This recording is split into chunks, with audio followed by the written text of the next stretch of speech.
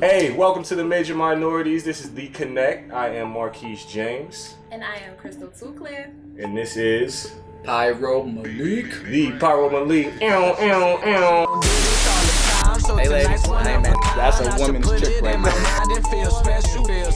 Plenty niggas on the line. She do give you the time, and I waste a second of it. Would you rather have no eyebrows or one eyebrow? No eyebrows. Would you rather eat a giant bug or get stung by a bee? Stung by a bee. Would you rather have no fingers or no eyes?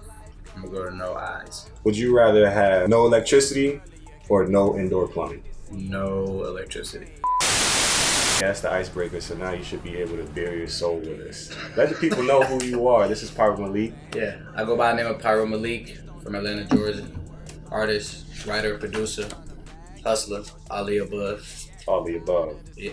Okay. We're gonna get into it and get into your life, ask you a little bit of personal questions. You about to be nosy. I'ma have to be because, you know, Crystal.2.Clear, I keep things transparent. So where did Is you that what grow that's up? That's what that's about? Shut up. Yeah. I was born and Mr. raised in Pyro. Atlanta. Born and raised here. Okay, so you a Grady baby? I am a Grady baby, yeah. My sister's a Grady baby. What's up, sis? Pyro Melik. Why Pyro? The name Pyro came up a little while back. I was trying to come up with my artist name, and I didn't have anything. I couldn't come up with anything intentionally, so I was just like, you know, it'll come to me. So one time I was writing a verse, and at the end of the verse, I said, "You can call me Pyro, the fire starter." And after that, it just stuck. Boom. And Malik is actually my real middle name. Okay. So I just put them together. So Pyro Melik, and that's who I am. How do you feel about your style and when you fit in the game? My style, man, I definitely have an essence of hip hop for sure. I definitely try to be aware of maybe not being over lyrical, but I try to intentionally always say something. I try to use any opportunity for me to be able to speak. You never know who can hear your song, so I am conscious of that. But I like to have fun. I like to enjoy it. I like to do it. I like to inspire people through the work. Where did your musical background come from? Like, where did it all start? You know, it's funny. I don't have any prior connections. Like, I don't have any family members in it. I don't know, like, no one around me who Once you raised just me. had a dream, woke up, want to be an artist? I just always liked music. Like, I guess that's really how it started. Like my grandfather used to say that I used to sneak in my crib and he'd catch me watching music videos at like 2 years old. Or you watching BET Uncut? I must have been, but that was just a story that I remember the earliest that I always knew I liked music, because he just say like it used to trip him out because I never was watching cartoons or anything. I guess I was listening to the music. So. Who would be your biggest like influence on your music? Like, where do you get your inspirations from?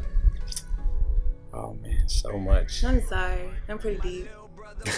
Let me see, from Kings of Leon to Jay-Z to Nipsey Hussle There we to go. Kaiser to Bob Marley, like Marvin Gaye. I can go, you know, Led Zeppelin. I love Chris Stapleton as a writer.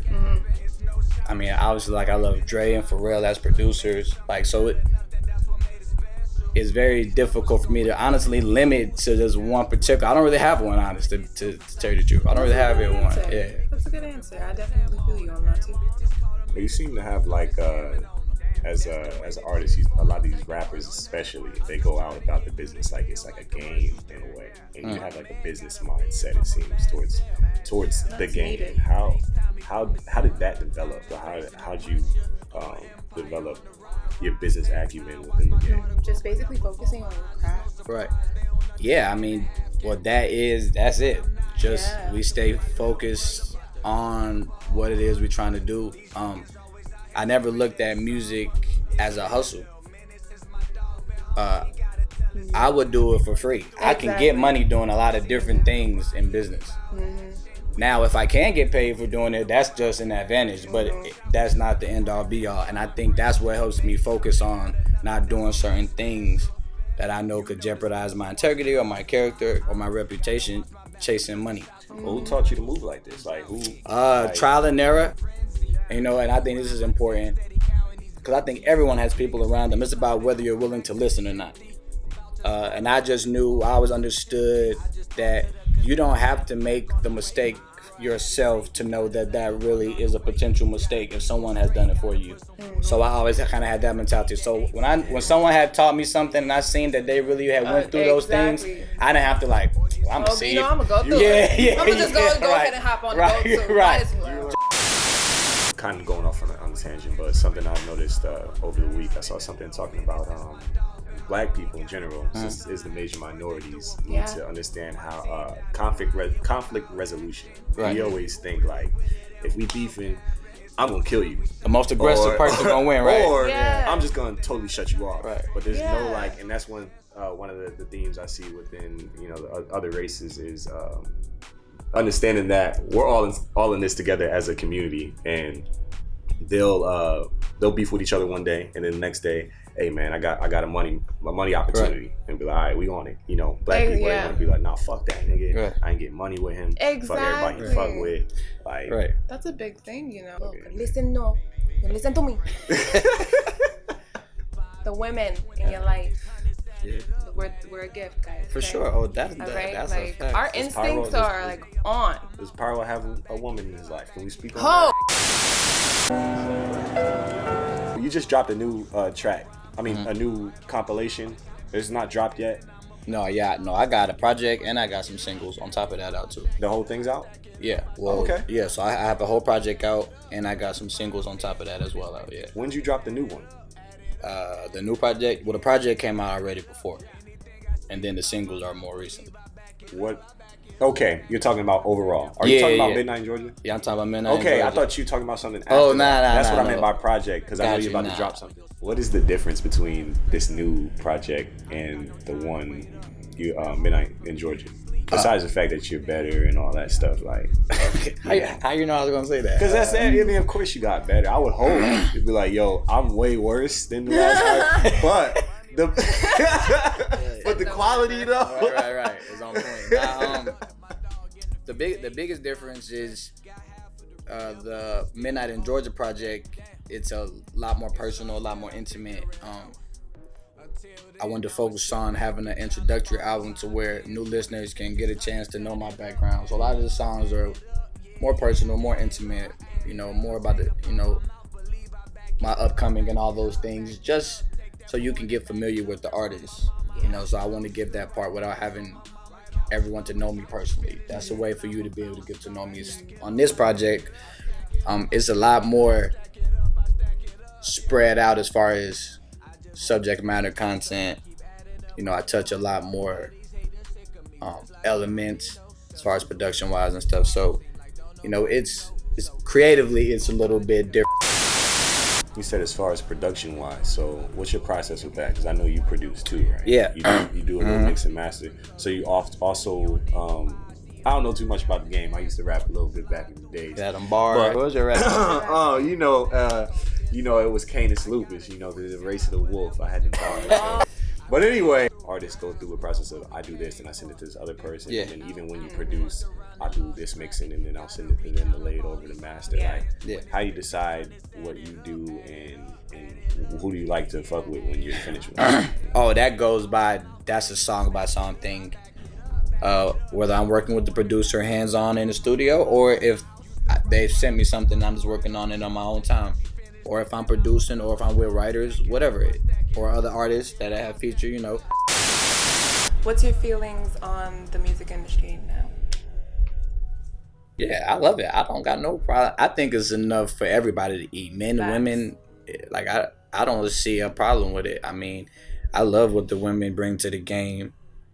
I think it's important to balance it out into a certain, and it's also good to hear different perspectives. Even as a man, I know how most men gonna feel about certain things. I'm a man. I'm with my homeboys, opposed to like you hear a female artist like, damn, I never even, whether she rapping or singing, it's like, damn, I never seen it like that. Like, exactly. So I think that's important. I love women artists. I'm not mad at none of the ladies. I ain't hating on none of y'all. Anybody want a verse? What if you had a train? What would your training be? The fire starters. Okay. No, but my favorite female artist right now would have to be Doja Cat. Oh, Doja. Doja. Oh my God. Love me some I was Doja watching that Cat. video the other day, man. Hey Doja. Hey, Doja. Send me a verse. Send me some thumbs up. Speaking Like of that, yo, I feel like there's a lot of shit I don't know. So excuse me if I ask a lot of dumb questions. What's the best way to contact someone that don't know you? If you don't know me, and if it's through email or something like that, or through a third party some kind of way, you know, whether it be a mutual friend or whatever, just tell me what you're trying to do. Like, yo, I got a song, I got an extra verse. If you like it, fuck with me. If you got a budget or if you don't got a budget, that's cool. Cause I do something without a budget. Because if an artist is hot or if they working, I don't. Right.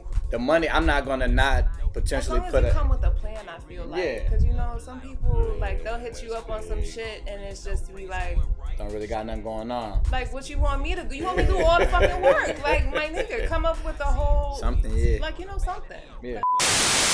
Would you do something with Donald Trump? Music? He reached out to you. He said, Pyro Melik. I can't do the try to do it. I wouldn't just say no. Because if it was something that, you know, he presented, even though I might not personally like what he stand for, if the business was legit and it was really something I felt that it was a good opportunity, not for me personally, but, you know, some kind of way for the community or for other people that is just outside of me, then I would consider it. And that would be with anybody. I'm not limited to an emotional standpoint when it comes to business. That's just me personally. So it seems like you have a lane that you know you're in. You have a goal, like a destination. Why do you rap? What are you trying to do with this? Are you? Yeah, solely my purpose in life is to inspire and make the biggest impact on the world as I can. And the initial avenue is through creativity and art. So the sole purpose why I rap is to help inspire people to be the best version of themselves that they can possibly be in whatever they're doing. So anything outside of that, you know, is always going to come secondary to what that main goal is. To express. A lot of times that's what it is, right? We have things that with feelings and we don't know why we're feeling that way. That's why I became a ballerina, because like dancing, preparing for the recital at the end of the year, all that preparation and stuff, you know, you're building up all that stress through the year. Then when it's time to release it on stage for everybody to see, it's just like, you know, what a release, right. It's such a release. That much better. For sure. When your career is over with the game, when you feel like, you know, I'm gonna put my helmet down, you know, right? What do you want your fans or the game or the culture to say about Pyro? Be like, when I look back at him, that I was genuine. I think it's easy to talk about a lot of things. It's easy to do a lot of things for attention, but it's a lot more difficult to really be who you claim to be. And I think for me, that's something very important. For me, my integrity, my principles as a man, those things are very important to me and my character.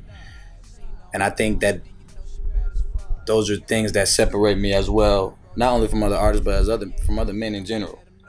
And I think for me, I recognize that, so it's a different responsibility when you actually understand that. So, you know, that is the biggest thing that I would want to be remembered as somebody who had vision and he selflessly did everything he could to walk in it. I have 2 hands, but I cannot scratch myself. What am I? I have 2 hands, but I cannot scratch myself. So that means I don't have fingers. And the timer... Scissors. No. They got Wherever I was at, no doubt, let the red carpet roll. eat, drink, and record. Don't cry over Anything. as cool as a Polar bear. something old, something new, something borrowed, something Exotic. There's no place like The studio. I like that one. Hey, yeah, so we gonna wrap it up. It's been a pleasure, P.